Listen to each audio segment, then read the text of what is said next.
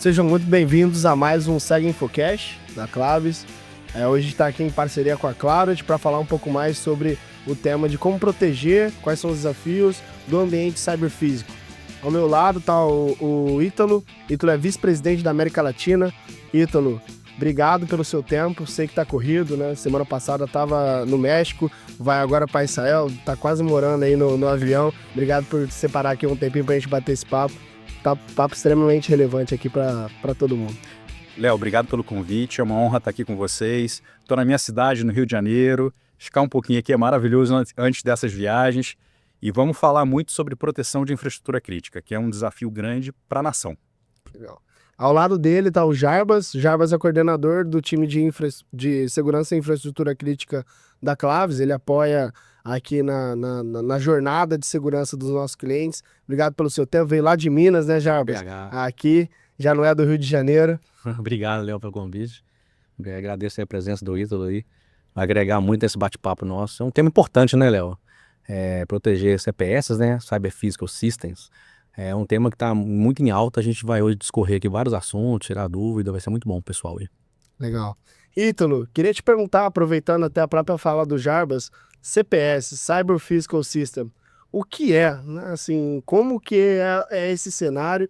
Como que é proteger um ambiente como esse? Esse é um bom ponto, Léo. Eu sempre trabalhei com projetos de transformação digital. Então, pra você ter uma ideia, eu sou formado em tecnologia, mas eu tenho especialização em petróleo porque eu trabalhava com projetos de transformação digital em soluções de petróleo, soluções de refinaria, soluções de plataformas de prospecção de óleo e tudo mais.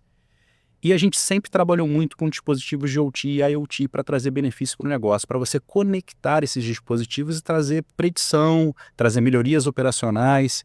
Só que no passado, você não pensava muito em cibersegurança, né? Você conectava porque você pensava na melhoria operacional, na melhoria para o negócio, mas cibersegurança sempre foi algo que você postergava ou que alguém iria assumir alguma coisa no futuro, né? Então, conectar esses dispositivos, ele passou a ser uma necessidade para o negócio. Então, hoje em dia, você olha a quantidade de dispositivos de IoT que estão chegando no mercado, né? Ou seja, há 6 anos atrás, 7 anos atrás, você desenvolver inovação para transformação digital, um dispositivo desse custava 2, 3 mil dólares. Hoje em dia custa centavos de dólar. Então, inovar para esse ambiente é muito barato. Então você começa a ter uma série de novos dispositivos chegando nas infraestruturas críticas e você precisa conectar tudo isso. Você precisa da hiperconectividade, que é para você conectar tudo para você trazer o melhor para o seu negócio. E aí vem o CPS, que é Cyber Physical System Security, que todos esses dispositivos conectados, que nunca foram pensados em proteção cibernética e sim no benefício para o negócio, eles precisam ser protegidos. Porque ali você está o negócio da empresa e ali está relacionado à vida de pessoas, né? Porque uma caldeira explodindo, você pode matar várias pessoas que estão ao redor. Um hospital sendo atacado, você pode matar um paciente. Uma cidade sendo sequestrada, uma elétrica que distribui energia sendo sequestrada, em 3 semanas você tem guerra civil, né? Então o Gartner começou a entender essa necessidade do mercado, ele começou a estudar sobre isso e ele criou um quadrante chamado Cyber Physical System Security, que é exatamente o CPS, tudo que está conectado, o homem conectado ou a máquina conectada, e você precisa proteger isso, né? Então, a gente olha com muito carinho hoje em dia para CPS, porque o risco para o negócio e para a vida de pessoas e para a nação está ali. E a gente precisa olhar isso com carinho. Legal a tua experiência aí também em transformação digital. O Jarbas, ele veio do mundo de TI, né? Entrou no mundo de TO, ao longo da carreira, tomou uma decisão de carreira para fazer essa mudança. Eu queria te perguntar, Jarbas, dentro dessa transição, quando fala em gestão de segurança no mundo de TI e no mundo de TO, quais são as principais diferenças? Dá para você aproveitar uma parte? Não dá? Como que você viu essa tua transição e comparativamente a gestão dentro desse mundo? É bem diferente, viu, Léo? Como você disse aí, nessa transição, porque com o passar do tempo, né, como o Ítalo já disse, essas redes operacionais, vamos colocar assim, de automação, né, o chão de fábrica, elas foram, com a indústria 4.0, né, elas foram se integrando, né, convergindo com as redes de TI. Então hoje você tem esses dois mundos e profissionais dos dois lados, né? Então você tem profissional de automação, profissional de TI, eu fiz essa transição, como você disse. Então a primeira coisa que eu vi de diferente que em TI as coisas são muito rápidas, né, Léo? Tipo, você consegue atualizar, você tem um WSUS ali que atualiza os seus sistemas operacionais, você tem um parque tecnológico mais atualizado. E quando eu fui mesmo entrar, né, em chão de fábrica, fui entender o dia a dia da automação, eu vi o que só tinha lido nos livros, né, que são aquela quantidade de dispositivo legado. É o Windows XP, é o Windows 7, que muitas vezes não tem nem mais suporte do próprio fabricante, né? E são sistemas embarcados, então as escadas, né, são supervisórios que controlam todo esse mundo físico, que são sistemas que rodam em cima de muito legado, sabe, Léo? Então, fica complicado até para você aplicar um patch, para você fazer esse tipo de gestão, mas já está comissionado, já está homologado com determinado fabricante. Então eles falam, não pode pôr a mão aqui, não pode instalar isso, não pode instalar. Muitas vezes o pessoal pergunta, né? Pô, por que não atualiza tudo? Bota tudo no novo, né? Compra logo o Windows 11 para todo mundo, o Windows 7. Não pode. Então já foi feito assim, tá como coisas foram feitas para durar, né? Dura 10, 20 anos um PLC, um sistema desse. Então quando eu já cheguei nesse mundo, eu falei, ó, então a gente precisa de ter algo que nasceu nesse mundo. Eu vou deixar o Ítalo falar um pouco sobre a Claros, porque o que a gente via muito no início, tá, Léo? Colocar sistemas, né, de proteção de TI dentro desse mundo. EDR, sabe? Voltados para o mundo de TI dentro do mundo de OT. E isso não funciona. Porque na prática acaba você tendo alguns problemas são protocolos muito específicos, né, que rodam ali nas redes industriais. Então, quando você coloca uma solução de TI para cuidar de OT, costuma tomar decisões erradas em predição, e aí então a gente teve que entender, eu tive, né, que estudar a fundo, entender um pouco mais como que essas redes funcionam. A Claros, por exemplo, vem com essa ideia já, né, de ter nascido dentro desse mundo, diante de grandes fabricantes, né, o Ítalo pode falar Rockwell, Siemens, né, Schneider, para trazer já uma solução embarcada em cima desses protocolos industriais específicos. Né? E só aproveitando um comentário que o Jarbas fez, que eu vi nessa transição, né, do mundo de TI para o mundo de OT. Né? Quando você, em TI, você tem uma máquina Windows e você precisa atualizar aquela máquina, você vai e atualiza e está tudo bem, as coisas seguem a vida como tem que seguir. Agora, no ambiente operativo, no ambiente hospitalar, você tem uma certificação de todo o contexto que faz parte daquela máquina. Aquela máquina ela faz parte de um serviço, ela controla um robô, ela controla um dispositivo, e simplesmente por você atualizar a versão do sistema operacional, aplicar um patch, o driver que controla aquele robô ele pode parar de funcionar. Então é um equipamento, é um processo que custa 30 milhões de reais, que por uma máquina Windows, que você pode atualizar com facilidade, você pode parar aquele equipamento, você tem que recertificar com o fabricante de automação, você gasta outros milhões para o fabricante de automação ir lá e reverter o patch que você botou indevidamente naquela máquina, porque não estava certificado para isso. Então a segurança, quando a gente olha para o ambiente operativo, ele não pode analisar o asset por asset. Você tem que analisar o propósito daquele asset. O que ele faz naquele ambiente, quem ele controla, é o propósito dele. Por isso que você não pode pegar uma ferramenta de TI que olha asset por asset e botar na rede operativa, porque ela vai tratar qualquer asset da mesma maneira. Então você tem que ter uma solução que entenda o propósito do dispositivo para você tratar aquele dispositivo com foco no propósito e no que ele se propõe, você saber exatamente o que você pode aplicar ou não nesse ambiente, né? Então são características bem distintas da acordo com o seu TI. contexto, né? Tem cada Contexto, propósito, tudo isso. Né? Você não pode controlar todo mundo da mesma maneira, né? Esses dias vocês falando, eu lembrei de uma história. Eu tava lá no RSA com o Felipe, da Clarity, e aí ele tava numa dinâmica ali, mostrando um pouco mais das ferramentas, das features que tinham surgido dentro daquela época. Ele falou assim, Léo, vou te colocar aqui um caso. Tem um cliente que ele tinha lá um PLC, ele falou assim, chuta quantos anos aquele PLC antes da gente entrar tava sem atualização. Aí eu falei assim, 5. Aí ele, não, mais. Aí eu, 10. Aí ele, não, mais. Aí eu, 20. Aí ele, não, mais. Eu falei, 40. Ele, não, menos, 35 anos. Isso aí. Então é realmente assim, quando fala em não atualizar, ele levou a minha visibilidade para outro mundo, né? E aí quando fala disso, entendo que como que faz então, Ítalo? Porque você não pode atualizar. Como que você garante que esse cenário você consiga contornar, proteger, conviver com aquela vulnerabilidade? Como que é na prática isso? Não é que a gente não possa atualizar, mas a gente tem que ter todos os dados que o fabricante de automação indica para você atualizar de maneira correta.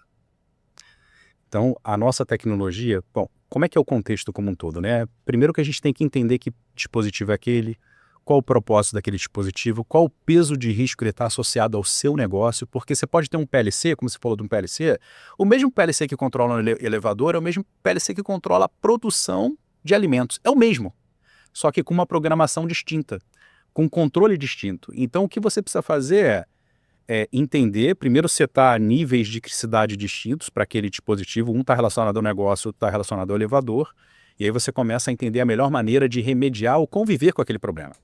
Remediar significa que a gente conhece o fabricante, a gente sabe o que o fabricante diz que pode ser efetuado ou não, e quando a gente sugere para você uma remediação, é com base nos dados do fabricante. Você pega uma Siemens, uma ABB, uma Rockwell, Schneider, Yokogawa, mais de 500 protocolos e proprietários que a gente tem na nossa base, e a gente vai te dizer exatamente o que você pode fazer naquele dispositivo com base no que o fabricante está indicando. Inclusive, falar para você o seguinte, ó, não tem patch para isso, mas você vai ter que conviver com esse problema. E para conviver com esse problema, vamos criar aqui uma segmentação ou uma microsegmentação nesse ambiente para você criar uma bolha e conviver com ele. Então a gente começa a te dar mecanismos para que você conviva com o problema. Mesmo você podendo aplicar patch, Léo, às vezes a janela de manutenção, o Jarbas viveu muito isso, a janela de manutenção é daqui a um ano. Você não pode fazer nada, aplicar nada, patch nenhum, só daqui a um ano. Até lá o que você faz? A nossa ferramenta ela vai te dando mecanismos de compensação para que você conviva com aquele problema até a próxima janela para você aplicar um patch, por exemplo. Ótimo. Conta aí um pouquinho mais, Jarbas, como foi essa experiência da janela programada, como se preparou para isso? Tem que se preparar, às vezes você... Primeira coisa, vamos lá, a gente tem que envolver os fabricantes também nisso, né? Então, determinando a área da indústria, o segmento, você tem que envolver ali todos os parceiros, todos os stakeholders têm que estar envolvidos. Então, já te falo assim, o time de cyber tem que estar envolvido, o time de automação tem que estar envolvido, os fabricantes, para a gente criar todo esse ecossistema para dar suporte. Isso tudo nós estamos falando de ambiente 24/7, né, Léo? Então é difícil, você não tem janela para parar, para testar um patch, você não tem um sistema de homologação do lado, você não tem uma planta, um gêmeo digital, que a gente faz muita, até a Claro nos ajuda muito na solução quando você cria, né, um gêmeo digital, mas na prática, lá no dia a dia, às vezes você não tem isso. Então, quando o cliente não tem isso, então você tem que fazer o quê? Homologar antes com o fabricante, verificar se realmente aquelas informações, né, de atualizações, de patches estão validadas, se aquela vulnerabilidade está validada. E o mais importante, Léo, é fazer ações de acordo com o negócio. Muitas vezes você vai fazer uma atualização para um sistema que está funcionando, que não vale a pena do ponto de vista do core, do business do negócio. Então você tem que falar assim, não, aqui eu vou só segregar, segmentar, criar uma política zero trust. Isso é importante porque quando a gente fala em problemas, né, de chão de fábrica no geral, a maioria deles ou é em lateralidade da TI, né, as pesquisas mostram isso, né, os relatórios aí, ou os ataques, né, os problemas vêm em lateralidade da rede de TI, porque hoje não está segmentada, então a rede de TI enxerga a rede de OT, ou acesso remoto. Então é um conceito novo, né, do que a gente está trazendo para a indústria, que é o quê? Zero Trust. É o ZTNA mesmo. Então, quem vai acessar o quê, quando, por quê, de que forma a gente vai fazer isso? Não só com VPN, um MFA. Às vezes a gente tem que fazer mesmo ali um sistema de ZTNA, de Zero Trust, de confiança zero, para que as pessoas que têm que ter acesso àqueles dispositivos para uma manutenção programada, por exemplo, tenham, e às vezes não atualizar de determinado PLC, como você mesmo disse, né? Tem PLCs que estão aí 30, 20, 35 anos rodando, mas você consegue segregar, consegue dar acesso específico para aquele dispositivo, para quem tem que ter na hora específica. Isso é um conceito que já tem em TI, a gente sabe, né, há muito tempo, mas o OT está começando agora. Você falou um pouquinho sobre os ataques, ontem eu estava lendo sobre o aumento e o incremento no número de ataques no ambiente de TI. Eu vi que teve no Brasil um aumento aproximadamente de 21%. Eu falei, pô, legal, vou ver como é que isso está no ambiente cyberfísico. O aumento no último ano foi em torno de 50%, principalmente focado ali nos setores de energia, saneamento, que são setores visados e que, de fato, é onde, na prática, tem impacto na sociedade, como você mesmo falou. Você comentou um pouquinho sobre a lateralidade, mais sobre acesso remoto. Queria que vocês desdobrassem um pouco mais, Ítalo, complementando. Quais são os outros vetores? Que mais que pode hoje ocasionar uma invasão a um ambiente cyberfísico? Porque, como o próprio nome diz, é físico, né? Então, muita gente acredita que tem que ir lá para poder fazer isso. Na verdade, a gente vê que não. Historicamente, Léo, isso está mudando, tá? Mas quando você vai falar com um cliente, um prospecto, né, uma empresa que você está falando sobre cibersegurança, É muito comum o teu interlocutor na ponta falar, olha, o meu ambiente de automação ele é isolado. Ele é isolado. Ninguém vai acessar, ele é isolado. Eu sei exatamente o que eu tenho nesse ambiente de automação, eu sei os ativos, eu tenho controle, ele é 100% isolado. Cara, balela. Não é isolado. Ele tem vida própria, ele tem acesso remoto, ele tem os funcionários que estão lá no dia a dia botando pendrive, levando equipamentos para infraestrutura crítica. Tudo que a gente viu, Léo, eu me formei, pessoal, eu me formei acho que tem 30 e poucos anos atrás. Eu tenho essa carinha, eu tenho 28 anos, mas tô aqui carinha de... Mas assim, me formei tem muito tempo. Naquela época, quando eu me formei, eu fiz um firewall em cima de Linux, porta-protocolo. Pessoal, há 30 anos atrás, já se falava de proteção de TI. Hoje em dia, assim, isso ainda é muito novo para o ambiente operativo, para os ambientes de CPS, né? Assim, tá tudo começando agora. Então, quando a gente entra nesses ambientes de automação, a Clarot até fez um relatório, depois se vocês olharem no site da Clarot, que fala a quantidade de ferramentas de acesso remoto que existem dentro do ambiente operativo, sem controle e em exposição. Tá disponível, tem um número alarmante ali para as infraestruturas críticas. Mas quando você entra nesse ambiente, Léo, você descobre que ele tem modem 4G conectado com a internet diretamente, que tem acesso remoto de diversas aplicações, que o vendedor de automação ele tem uma VPN já acessando o ambiente operativo, que a catraca de colocar o crachá, coisas que a gente já pegou, a catraca ela está conectada fora na cloud para autenticar usuários, mas ela está acessando a rede operativa. Aquele equipamento que você bota ali, pega bolacha ou bebida, né, que você compra lá, a gente já pegou ataque por ali, ele estava conectado na rede externa para o vendedor fazer a logística dos produtos de alimento que tinham ali, mas ele também estava conectado na rede operativa, porque quem ligou a máquina viu um cabinho azul, viu uma portinha lá no chão de fábrica e plugou, ali virou um vetor de ataque. Então, ou seja, esses ambientes eles são extremamente frágeis. E qual é o grande problema desses ambientes, Léo? Tudo que a gente protegeu em TI, há 20 anos, 30 anos, botando patch, esse ambiente não está protegido. Então, uma vulnerabilidade simples que a gente já tratou há 10 anos em TI, quando ela vai para o ambiente operativo, ela vê um mar de oportunidades, porque tem tanto equipamento desatualizado, então as coisas mais simples acabam chegando no ambiente operativo, porque existe o caminho horizontal de TI para OT, existe o caminho vertical da própria OT estar conectada na cloud, então é um mar de oportunidades. Bom, excelente ponto. Acho que pensando de forma histórica, quando você olha para essa rede operativa, ela nem surgiu para se conectar na internet, né? Ela surge lá em 1900 para de fato produzir aço, produzir petróleo, Sim. produzir óleo e gás e fazer redes de fato isoladas dentro desse cenário. Só que ao longo da jornada, a digitalização ela trouxe pontos, além da conectividade, temas como o uso de inteligência artificial. Ficou mais hypado agora, depois que a OpenAI trouxe esse tema e deixou mais fácil e abrangente, tornando ela generativa, mas ela existe desde a de 1970. A gente brinca, né, que segurança não pode ser o time de vôlei. Levanta e bloqueia. Ela tem que ser um habilitador de negócio. Isso aí. Então, como que a gente faz com que uma tecnologia, apesar de antiga, né, 1970, se agora se tornando mais disruptiva, seja implementada, só que ela seja implementada de uma maneira segura? Jarbas. Eu acho, boa pergunta, viu, Léo? Eu acho que a gente tem que começar entendendo o propósito daquela tecnologia. Como você mesmo disse, não é implementar a IA porque está no hype, está no momento, o meu concorrente está fazendo, a indústria tal está fazendo, o segmento Y, é mais para entender o negócio. Então, a primeira coisa eu acho que é envolver os times e entender o que nós temos de IA para esse segmento. Essa é essa solução. Tá? Então, quando a gente vai implementar uma solução de IA, a gente tem que pensar sempre em 3 pilares. Segurança, ela vai aumentar ou melhorar a minha segurança? Disponibilidade e eficiência. Uma ou as 3 dessas coisas, ela tem que estar ligada para poder ser um habilitador, um facilitador no chão de fábrica. Primeiro ponto. Lembrando que, de forma preditiva, é muito bom, viu, Léo? Então, eu vejo muita solução de IA, coletando informações do PINS lá da rede, né, da rede industrial, analisando esses dados e, de forma preditiva, trazendo ali olha, essa máquina vai precisar de fazer uma manutenção daqui a tanto tempo, mas sem tomar ação. Eu vejo muito assim ainda o time de OT, né? Sabe o que eu tô falando? É um pouco mais pé atrás, sabe, Léo? Não é igual o TI, que as coisas estão mais para frente. Então a gente tem que sempre analisar esse tripé. Entendeu? O uso da IA está trazendo segurança?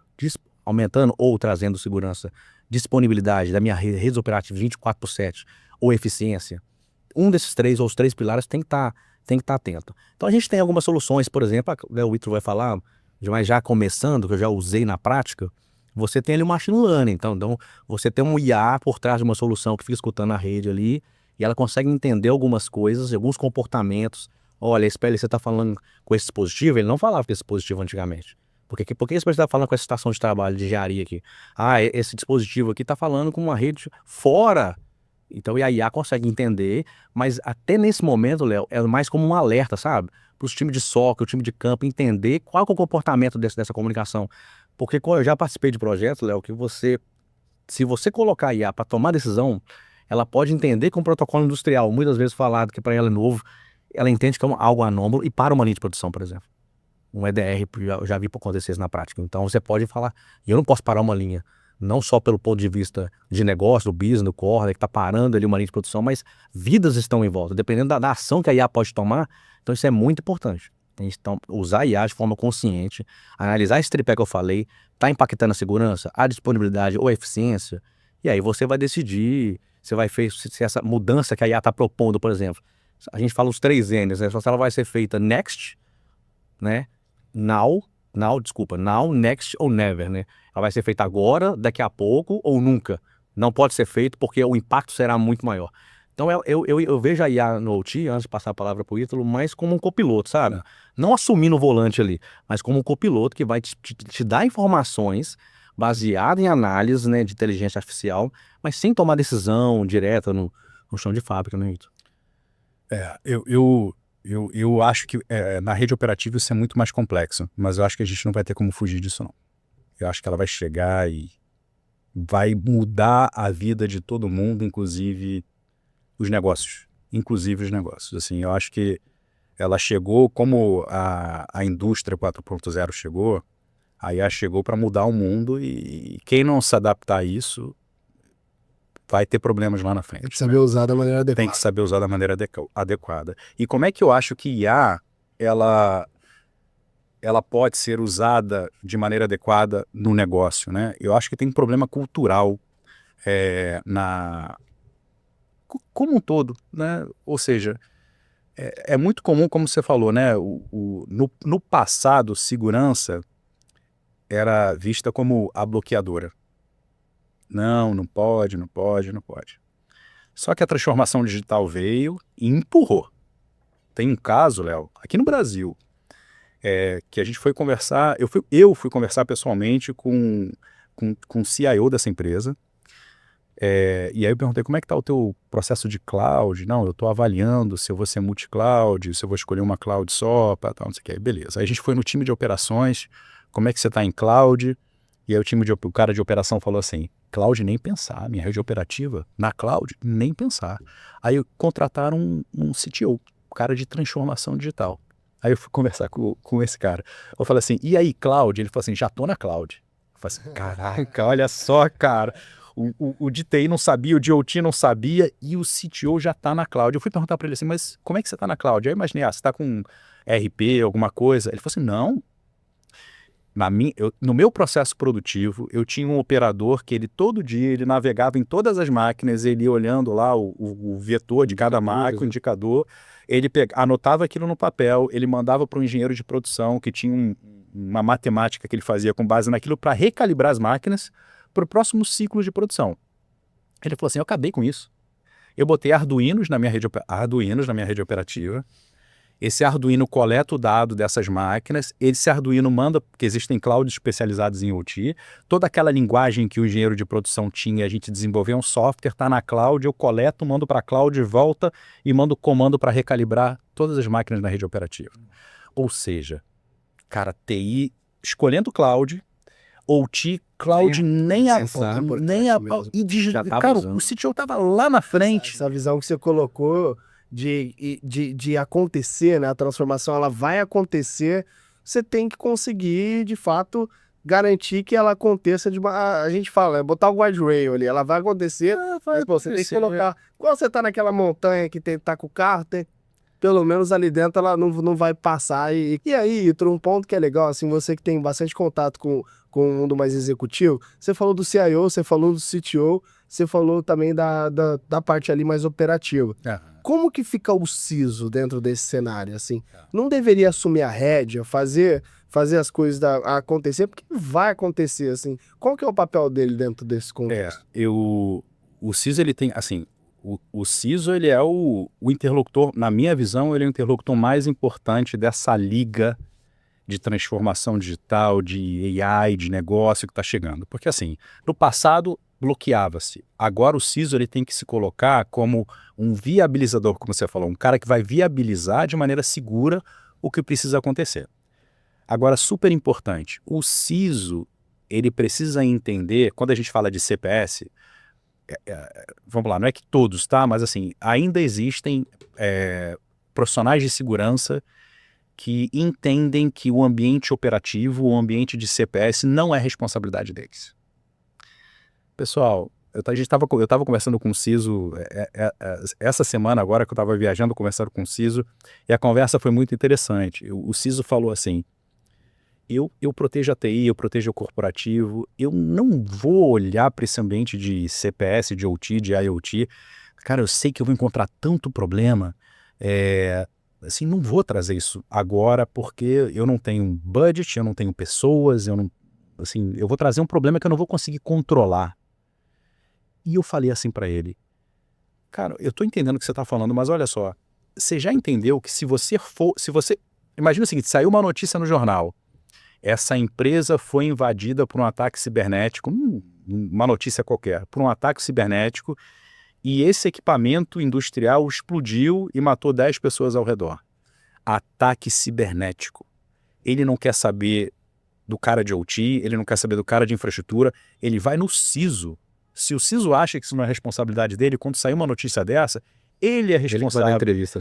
Porque é cibersegurança, no final vai cair no colo dele. Então, assim, ele precisa entender que isso é responsabilidade dele. Mas os CISOs tem mudado esse pensamento? Tem. Porque eu vejo na prática, é o que você falou, eu não entendo. Se eu não entendo desse monte de OT, deixa com o pessoal lá com engenheiro de automação, com o diretor industrial. Às vezes o budget também de investimento para uma solução dessa vem dessa área. Áreas fim. Mas os CISOs estão tendo essa visão? Não, isso está mudando. Há 6 anos atrás, quando eu abri a operação da Clarity, o nosso principal interlocutor era o time de automação industrial. Isso. A gente pouco falava com o time de cibersegurança. Hoje em dia, o nosso interlocutor é o CISO.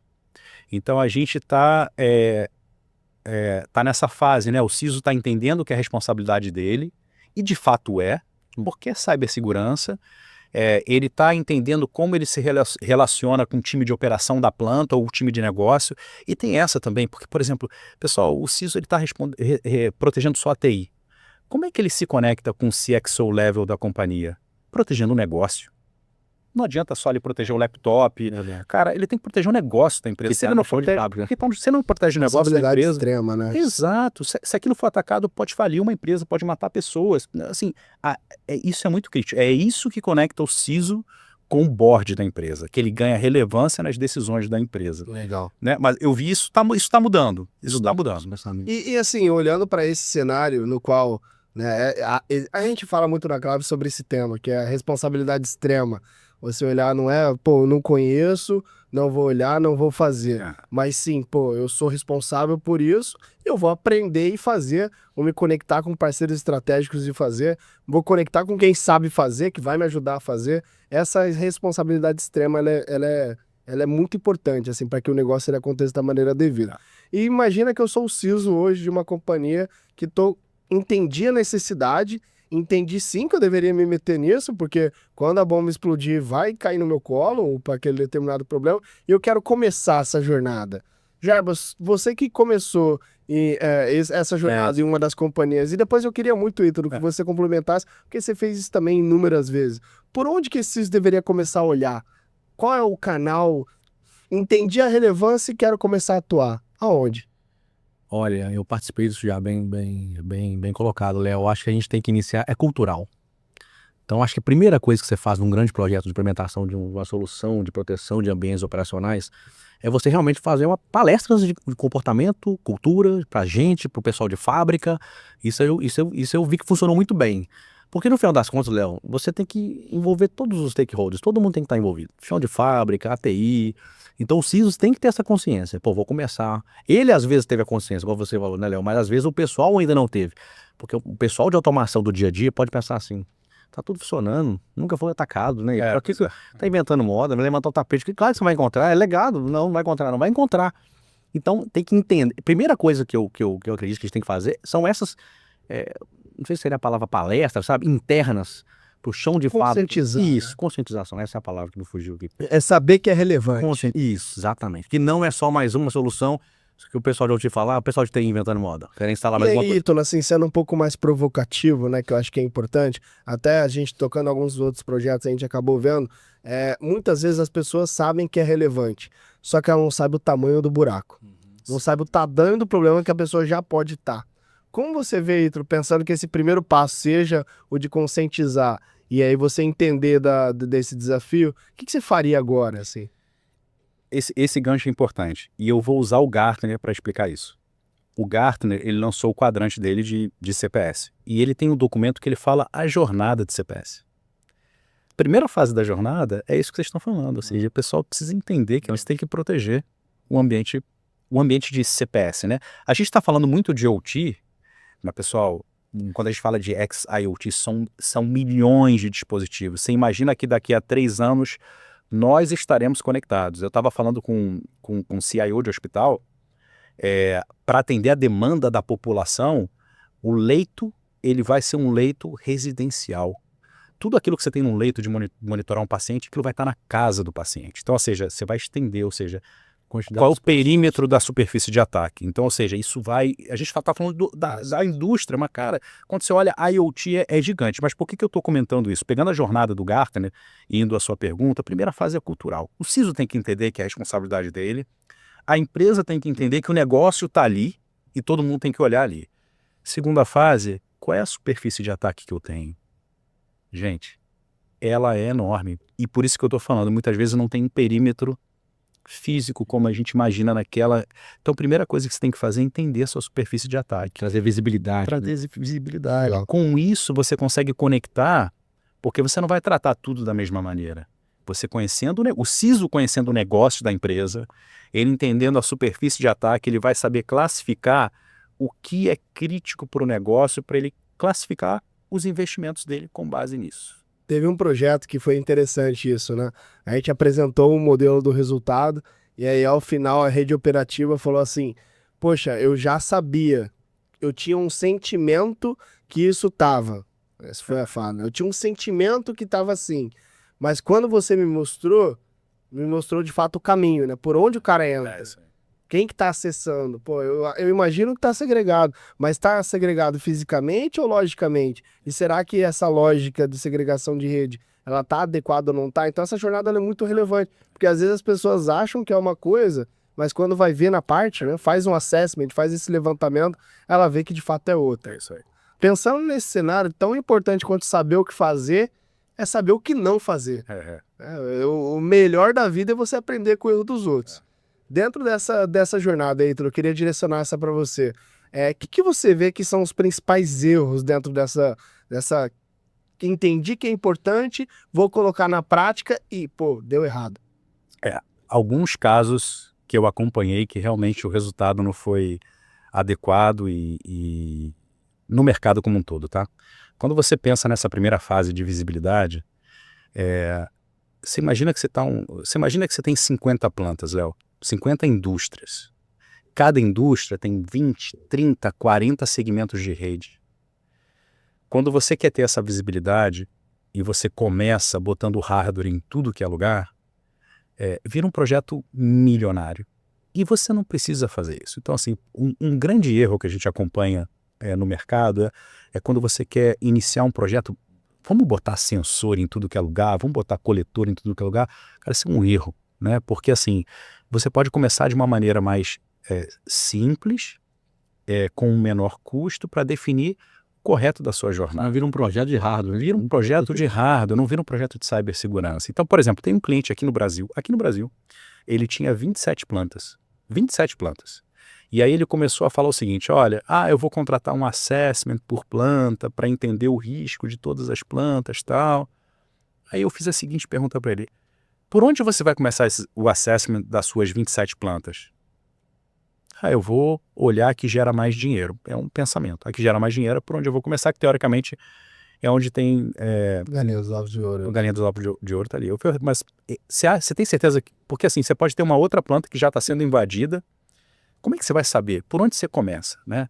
E aí a gente convenceu esse cliente a fazer o seguinte, olha, antes de você começar os seus assessments, vamos fazer o seguinte, a gente vai botar o Clarity no seu data center de TI, você vai pegar o Clarity Edge, você vai rodar nas tuas 27 plantas, ele rodou em 2 semanas nas 27 plantas, e aí você vai ter uma visão das 27 plantas, por onde eu devo começar a minha jornada de assessment, de botar colhedores, porque aí você sabe por onde começar, você não está tirando no escuro, tem uma visão. Mas tão importante quanto saber o que fazer é saber o que fazer primeiro. Saber o que fazer primeiro, exatamente, Léo, porque às vezes o cara vai, vou lançar uma RFP, vou comprar 20, 100 coletores, você não precisa disso agora, olha a tua jornada de cibersegurança.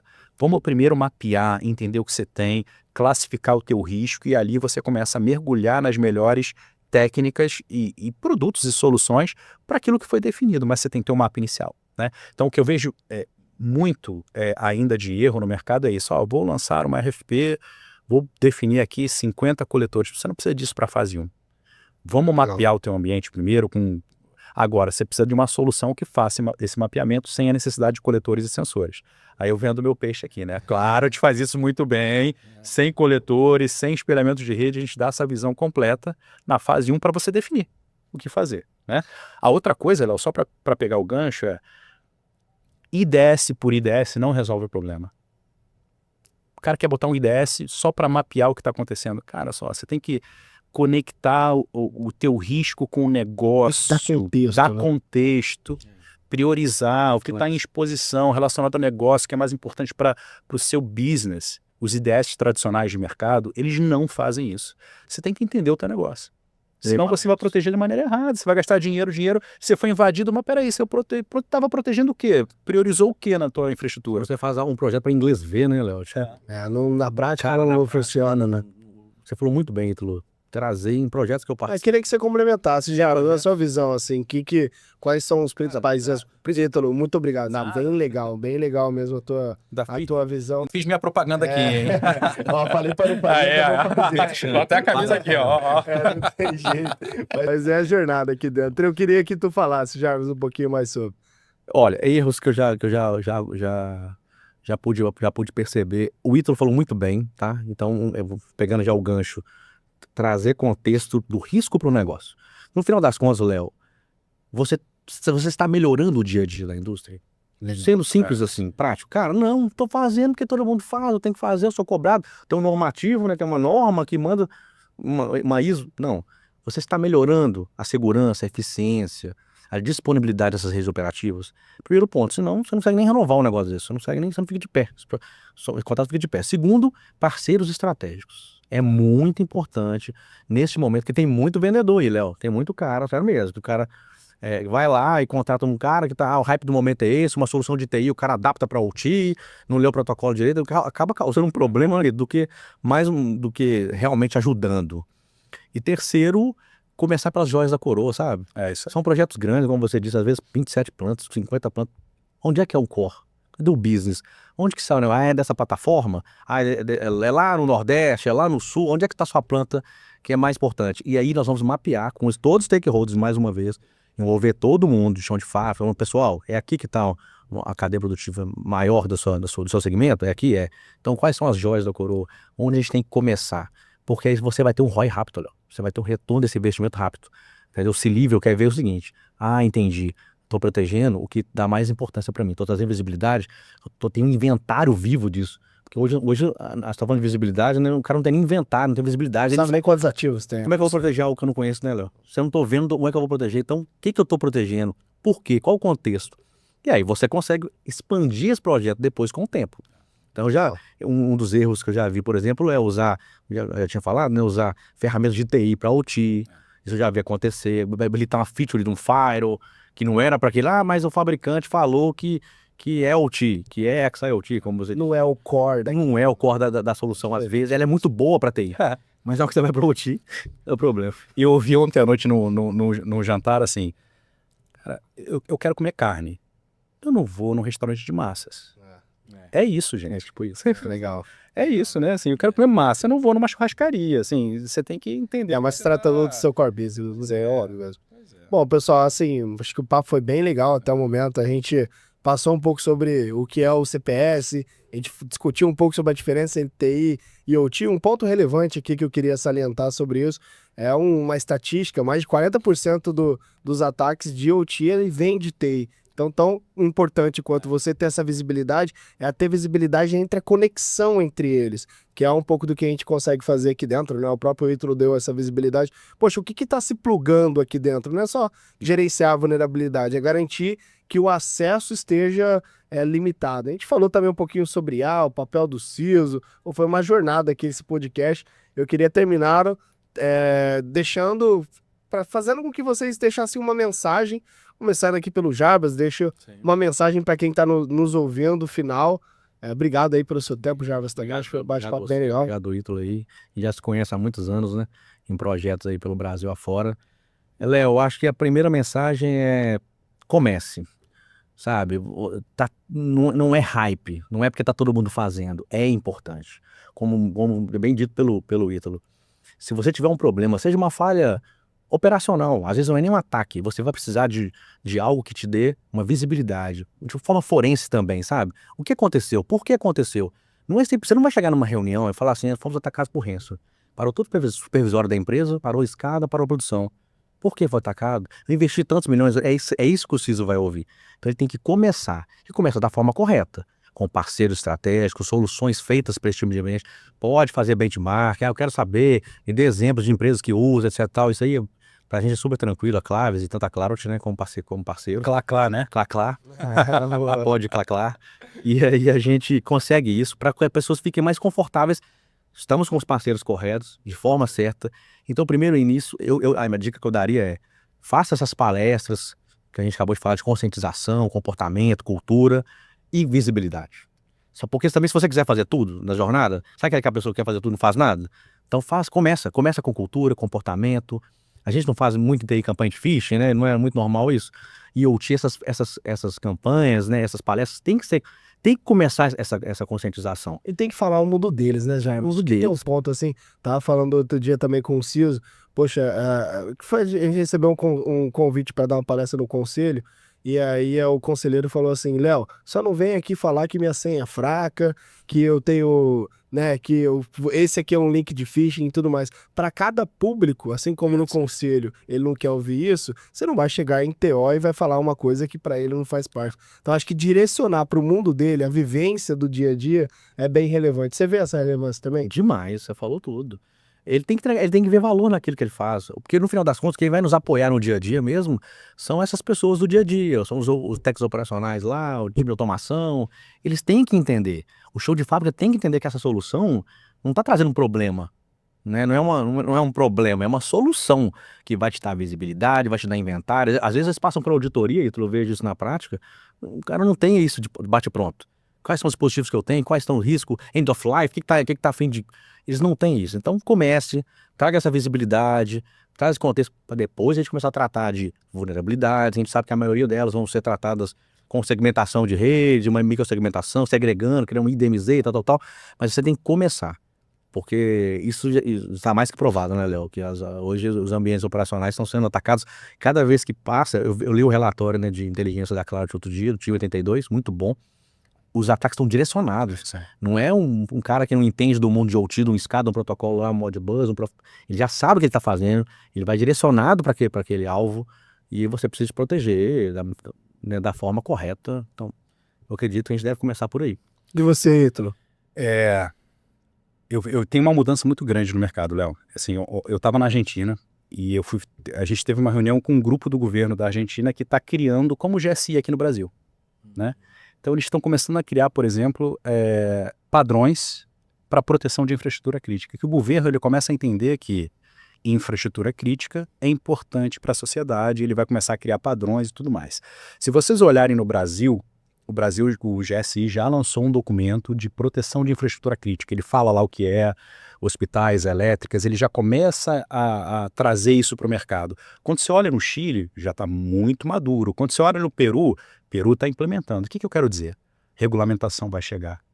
A gente vai ser obrigado, como a ONS fez aqui, né, no Brasil, as elétricas se protegendo, né, a gente vai ter que proteger a infraestrutura crítica, né? Você imagina, eu estava falando com o CISO de um hospital, tem alguns hospitais que, se eles pararem de funcionar, não existe leito suficiente no Brasil para a população. Então você cria um caos, né? Então assim, a regulamentação vai chegar. Como você falou, o problema está aí. A gente precisa resolver. E aí eu vou falar para o público ali, ó. Se você é de cibersegurança e acha que o problema de CPS, de infraestrutura crítica não é seu, pessoal, é balela, isso vai cair na conta de vocês. Vocês têm que estar inseridos, vocês têm que entender o negócio, vocês têm que entender como proteger o negócio, porque no final, se você for atacado numa infraestrutura crítica, numa indústria, num hospital, numa infraestrutura predial, e você acha que aquilo é responsável de outras áreas, no final a responsabilidade é sua, não é de outra área. Você vai pagar por aquela conta, porque é cibersegurança e você é a pessoa de cibersegurança, né? Então o que eu digo é, o time de cyber, de TI, de cyber, ele tem que assumir isso. Ele tem que trazer isso para ele, porque ele conhece de cibersegurança, é óbvio que em conjunto com o time de automação que conhece do negócio, mas no final a conta é dele. Legal, legal. Pessoal, muito obrigado pelo papo. Eu sei que vocês também são super engajados nas redes sociais. Vejo que o Ítalo tá sempre postando, o Jarbas também. Compartilha aí um pouco como tá teu LinkedIn para quem quiser te procurar. E você também, Jarbas. Podem me acompanhar, Ítalo Calvano no LinkedIn ou Clarotilatam. Clarotilatam tem um grupo de pessoas que fazem posts ali sobre infraestrutura crítica, e meu LinkedIn eu lanço uma série de notícias ali também. O meu também é Jarbas OC Júnior, tá lá no LinkedIn. Uso também muito da Claves, né? A Claves também a gente acaba repostando, criando artigos lá. Blog, nosso blog, né? Eu mesmo, né? Quase 2 vezes na semana publico lá sim, também. Sim. Legal. Vamos aí, pode seguir lá, pessoal, pra gente poder. O meu é Leonardo, meu é Leonardo Pinheiro, como o próprio Jarbas comentou. Pelo menos 2 vezes na semana a gente está publicando diferentes coisas, não só no mundo cyberfísico, mas também sobre inteligência artificial, sobre riscos e inúmeros outros cenários ali dentro. Queria agradecer muito vocês que assistiu até esse momento e que espero estar com a gente aí no próximo Cyber Infocast.